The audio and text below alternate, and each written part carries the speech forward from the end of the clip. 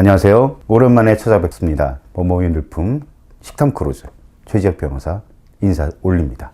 오랜만에 찾아뵙는 오늘 매우 중요한 개념이죠. 양육비 미지급에 대한 대책과 재판 절차 그리고 재판 실무를 상세히 설명드리고자 합니다. 양육비 미지급은 두 가지로 크게 나눌 수 있습니다. 소송 기간 동안의 양육비 그리고 재판이 확정되고 이혼이 확정된 이후의 양육비 미지급.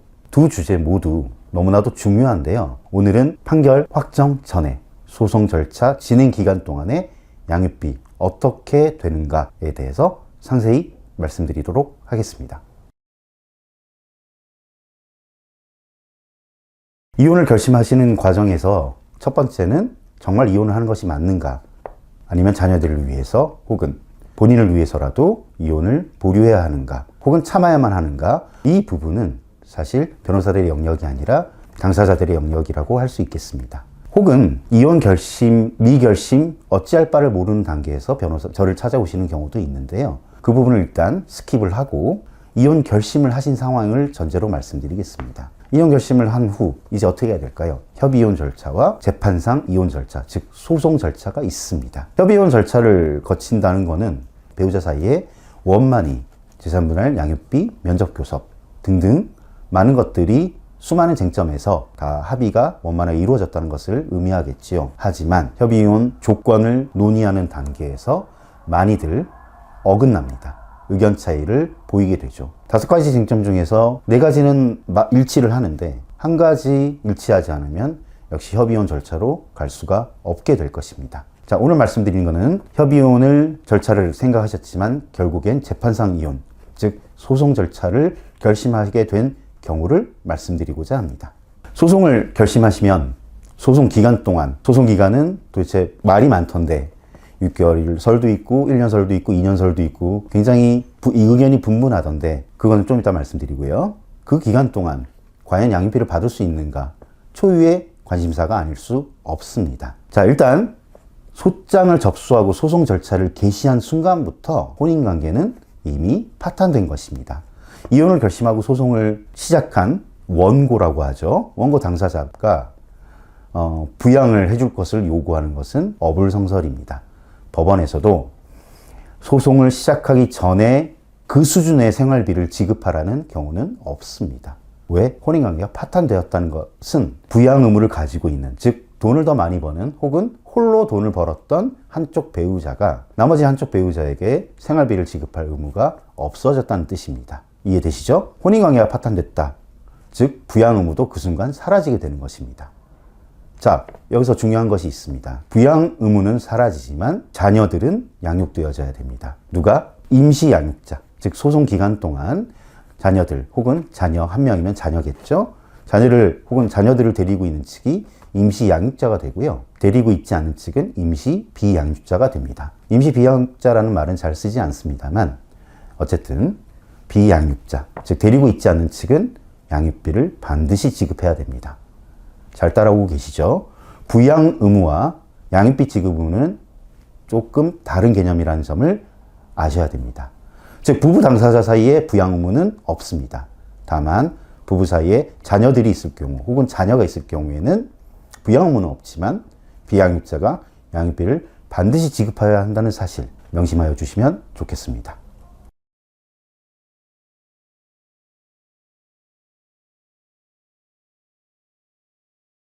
소송 사례의 70에서 80% 이상이 별거를 전제로 소송을 합니다.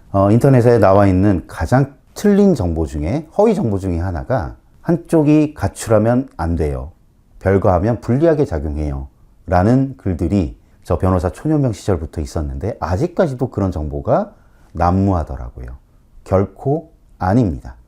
오히려 법원에서는 별거를 할 것을 권고합니다. 법원에서 뭐라고 말하냐면 판사가 두 분은 서류 정리가 안 돼 있을 뿐 실질적으로는 혼인관계가 파탄되었고 이해관계가 대립되는 두 소송 대립 당사자이다. 이해관계가 대립되는 두 소송 당사자가 어찌 한 집에서 있을 수 있겠느냐라는 것이 법원의 입장이고요. 오히려 형편되시면 두 분 별거하시면 어떨까요? 라고까지 말합니다. 그 전에 별거를 전제로 하지 않는 경우를 먼저 말씀드릴게요. 자, 그런 분들은 유의할 것은 일단 보통 아빠가 남편이 이제 생활비를 줄 것 아닙니까? 근데 소송을 시작했어요. 생활비 주고 싶지 않습니다.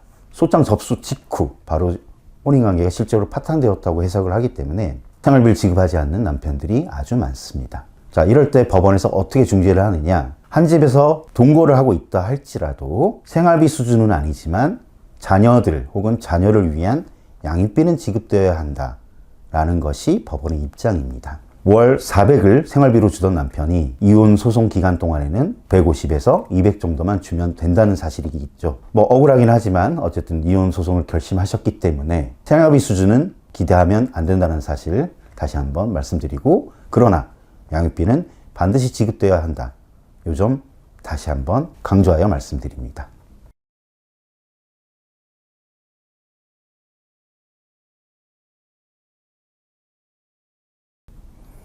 자, 다음으로 이제 본론입니다. 자, 이제 소송 절차의 70, 80%를 차지하는 별거를 전제로 한 소송 절차를 말씀드리겠습니다. 보통 엄마가 아이들을 데리고 친정을 가는 경우가 많은데요. 반대로 아빠가 아이들을 데리고 시댁으로 가는 경우도 적지 않습니다. 자, 그럴 경우 소송이 시작된 이후 이제 재판일이 잡히기를 양측 모두 기다리실 텐데요. 조정기일 혹은 첫 변론기일까지는 양육비를 지급받지 못하실 수 있습니다. 소장 접수를 기준으로 두어 달 정도, 길면 석 달 정도 이후에 그렇게 좀 기다림의 시간이 지난 후에야 첫 기일이 지정되는데요. 첫 기일에 판사님이 사전 처분 결정이라는 것을 내려주십니다. 즉, 본 소송이 판결이나 조정으로 최종 확정 마무리될 때까지는, 그 전까지 그게 6개월이 걸릴 수도 있고 1년이 걸릴 수도 있는데, 그 적지 않은 기간 동안에 판사님이 원칙을 그리고 규칙을 정해서 문서로 내려주십니다. 이것을 사전 처분 결정문이라고 합니다. 사전 처분 결정문의 내용에는 뭐가 있을까요? 아까 말씀드린 아이들을 데리고 있는 당사자가 임시 양육자가 됩니다. 아이들을 데리고 있지 않은 측은 임시 비양육자가 되겠지요. 임시 양육자는 비양육자에게 아이들에 대한 면접교섭, 그것이 보통 한 달에 2번 정도인데요. 면접교섭의 기회를 보장하고 철저히 협조해야 한다는 그런 룰을 정해 주십니다. 자, 면접교섭은 그렇다 치고, 자, 비양육자는 양육자에게 무엇을? 양육비를 지급하여야만 합니다. 매월 초일이 될 수도 있고 매월 말일이 될 수도 있고 매월 15일이 될 수도 있겠습니다만, 언제가 중요한 것이 아니라 금액이 중요하겠죠. 그리고 소송 절차 기간 동안 한 번도 빠짐없이 성실히 지급을 해야만 비양육자 당사자분께 여러모로 유리합니다. 면접교섭도 마찬가지이겠죠. 자, 면접교섭에 제대로 협조하는지 안 하는지, 그리고 양육비를 매월 성실하게 잘 지급하는지 하지 않는지에 대해서 말씀을 드리고 있는데요. 자, 이것이 재판의 결과 여부에 어떠한 영향을 미치는지 또 말씀드리도록 하겠습니다.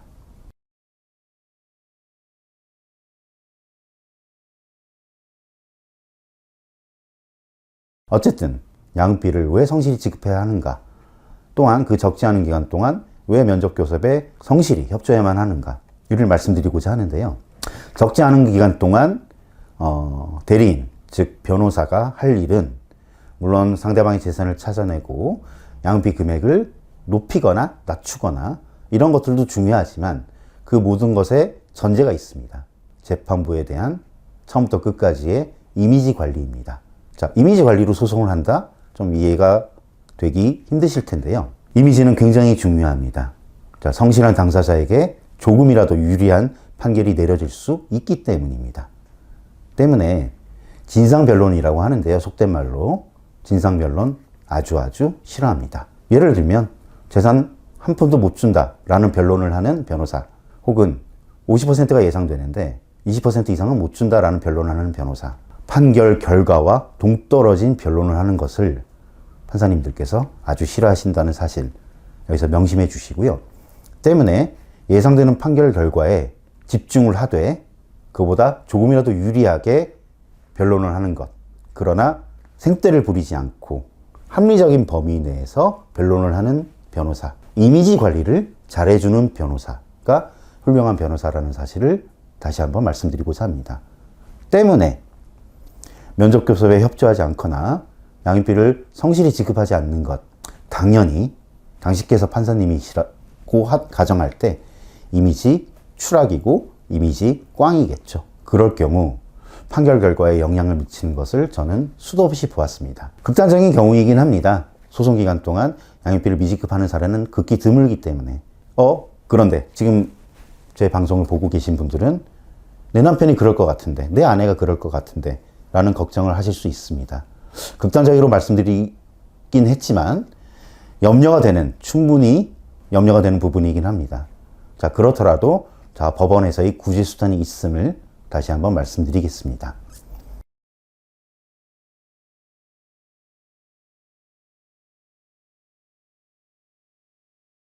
양육비는 이혼 가정 자녀들의 소중한 권리이자 책임입니다.